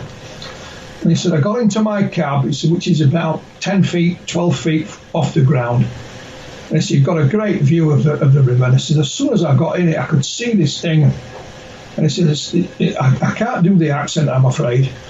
But he said, I remember what he said. He said, it's the darndest thing I ever did see. And he watched it for quite some time. Again, this blue thing. And he said, the only reason I took my eyes off it is because I had a load on the end of my crane, and my friend down below was shouting, what are you doing? I didn't want to hurt him. And he said, and when I looked back, it had gone.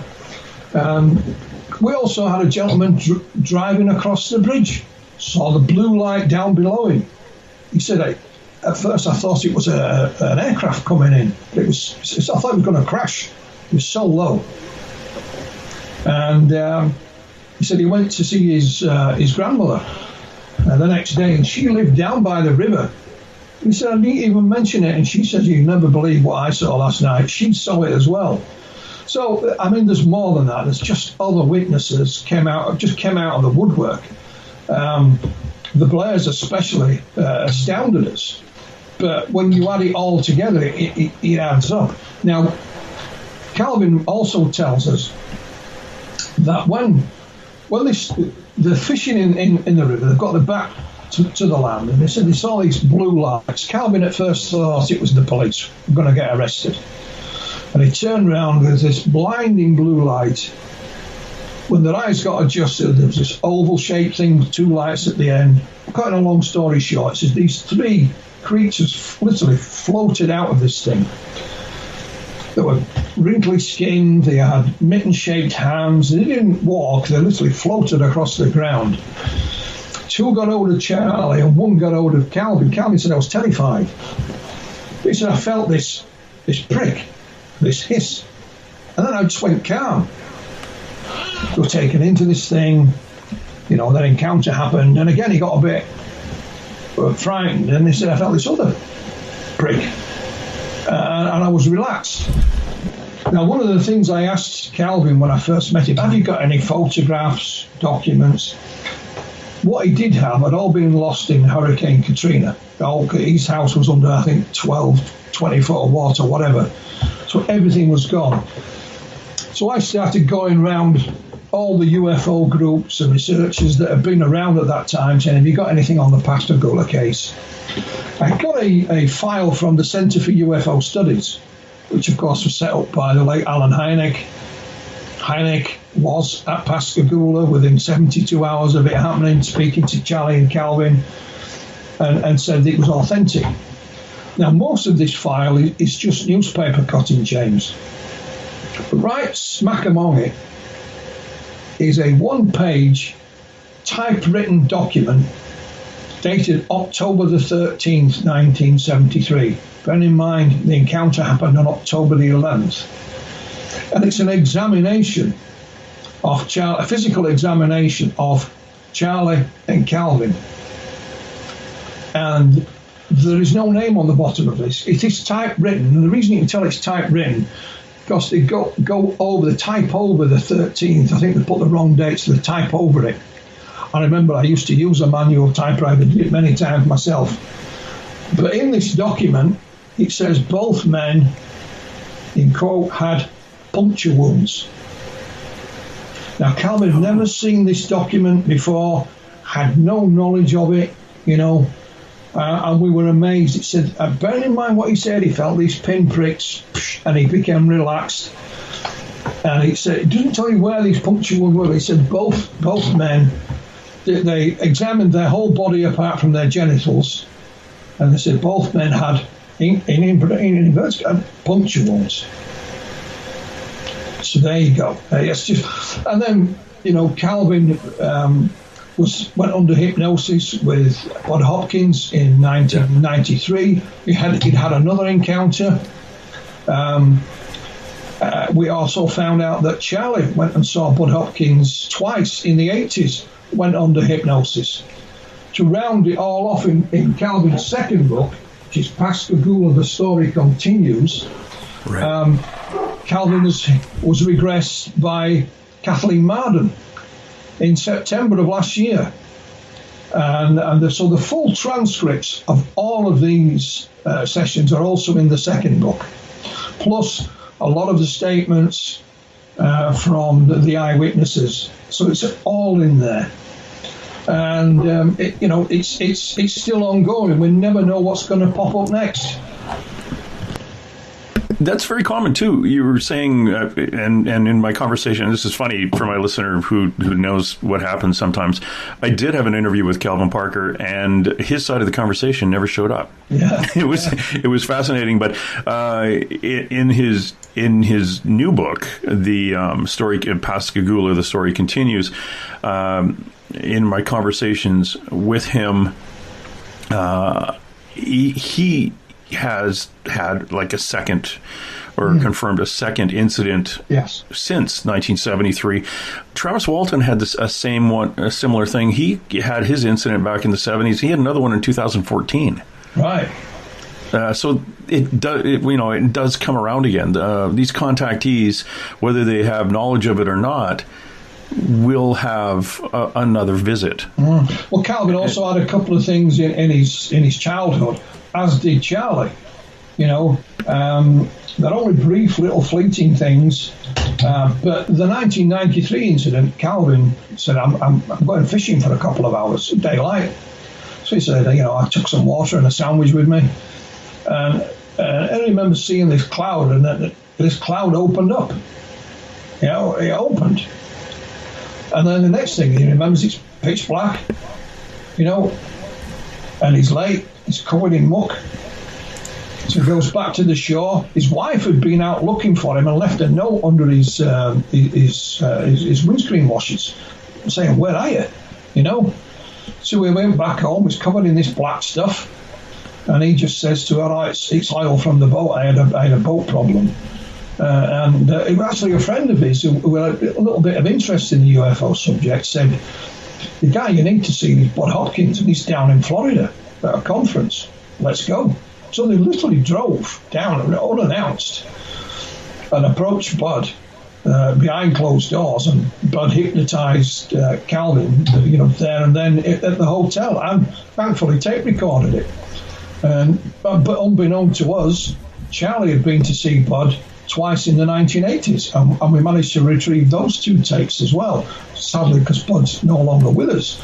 And a fascinating and another fascinating account emerged. Calvin had little bits of knowledge of it, but more was released under hypnosis. And then Kathleen Marden, in September of last year, happened to be in the area. We managed to get Kathy to hypnotize Calvin, and she went through the whole 4 episodes all again. So again, the transcript is in full, is in there. So it's all in there. And Calvin signed up with a producer to hopefully look towards making all of this into a movie. Whether it'll ever happen or not, we don't know. But he signed up with one anyway, so we're hopeful. But irrespective of that, so what's turned out as Calvin not telling his full story, a whole lot more, by doing that, a whole lot more has emerged since. And we're quietly confident there's more to come, but we don't know what. Oh, yeah. It is. There's always more under that lid. I'm going to have to give Calvin a call again. Actually, when I finish today, I'm going to give him a shout and see if we can get him back on, and hopefully both sides of the interview record. Mm-hmm. And also Diane Tessman, I'm going to give her a couple of more weeks and then give her a shout and see how she's doing. Okay. And bring her on. Please go to Philip's website, flyingdiscpress.com. Check on the number of books, including the one we were just talking about with Calvin Parker and his incident in Pascagoula. It's called Pascagoula, The Story Continues, New Evidence and New Eyewitnesses. And that's what Philip was just talking about. Philip, I want to really thank you for dropping by today. I know it's getting into the evening there in the UK, and here I'm just starting my Friday. So I want to thank you for telling me Friday turns out okay. That I don't have to look forward to the world coming to an end because you're still there. No, I'm still there. Yeah, and again, thank you very much for talking about your new book, the latest book, the Alien Autopsy film, Roswell Alien Autopsy, I should say, the truth behind the film that shocked the world, the revised edition. You can find it. It's actually out on Kindle. Go to Amazon.com and check it out. Actually, just go to Amazon.com and search Philip Mantel, and you'll find his series of books. Again, thank you very much for... My pleasure, Jake. My pleasure. Watching you while you sleep on and on. All right, that's it. Let's roll. And hey. Let's be careful out there. Far over the snow, under the voices, they sing and they go